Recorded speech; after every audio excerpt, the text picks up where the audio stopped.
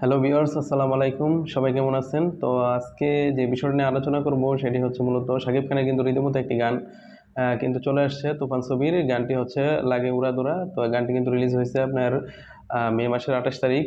তো গানটি ইতিমধ্যেই ট্রেন্ডিংয়ে রয়েছে। আর এই গানটি কিন্তু অনেকেই বলছে যে এটা শাকিব খানের এটা নকল গান বা কপি করা গান। আসলে নকল বা কপি করা গান যেটাই হোক না কেন, গানটি কিন্তু খুবই চমৎকারভাবে কিন্তু ফুটাই তুলছে এই গানটি কিন্তু সবার কাছে ইতিমধ্যে কিন্তু ভালো লেগেছে।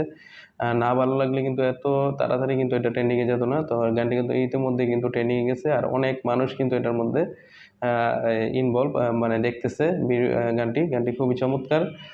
গানটি ইতিমধ্যেই মূলত ভাইরাল হয়েছে প্রত্যেকটা চ্যানেল থেকেই।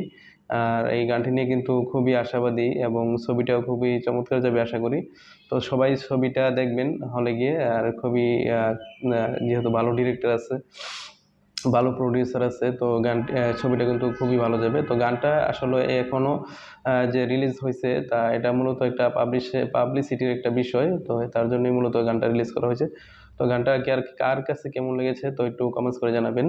তো আশা করি সবাই ভিডিওটি পুরো দেখবেন।